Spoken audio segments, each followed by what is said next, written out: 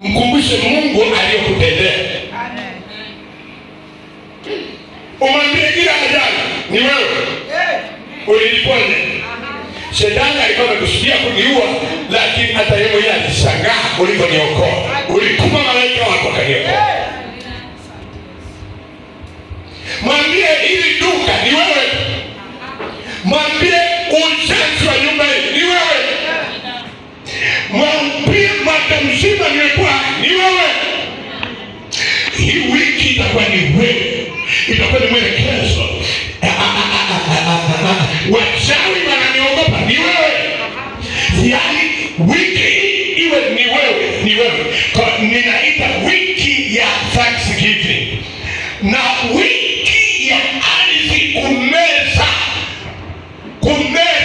kila chochote kinachokuzuia. Itameza uchawi unaokuzuia. Itameza uganga unaokuzuia. Wiki hii kuna watu wataponywa ukimwi, wataponywa kansa. Sikiza. Kuna majeshi yamepangana kinyume cha maisha yako. Wiki hii wataangamia mbele yako. Wamejipanga na watakaojipanga. Tuseme amen, haleluya. Wakati wananielewa anachosema. Sema wiki hii.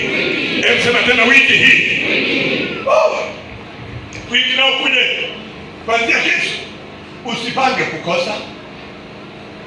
Usipange kukosa. Kwa asubuhi tuko na ibada kama hii. Lakini wale wanaopenda pilau kuliko kumpenda Mungu watakuwa na kabisa na kupendezesha wao mezani. Waume ni hatari. Kuna mtu alikuwa ananiambia jana,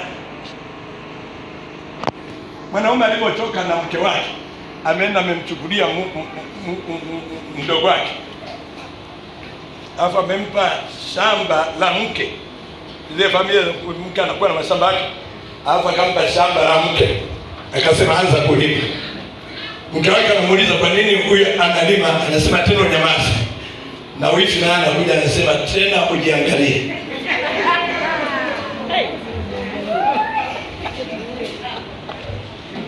Nakueleza haya mambo yako. Mwanaume ambaye hapigi na kule ndani hajabadilika, anatafuta mahali pa kupigia kiujanja. Warokole ndivyo walivyo. Na ndio maana ukitaka kujua mrokole, kosea. Ulimkosea utasikia Mungu amejibu. Amejibu kwa wakati.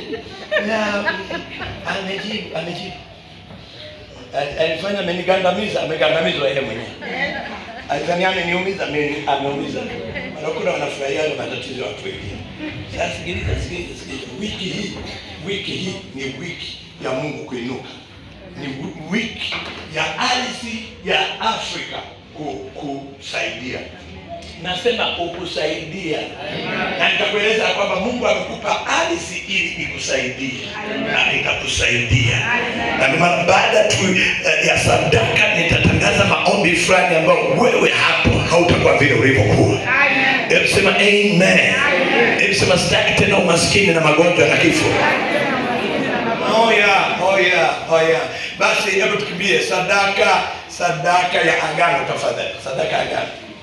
Hii sadaka ilitakiwa sisi wote tuwe tunatoka. Kwa sababu gani? Ndio sadaka pekee ambayo Paulo anasema Mungu awajaze kila mnachokihitaji kwa kadiri ya utajiri wake. Hebu sema amen. Njoo basi kwenye sadaka ya agano tafadhali.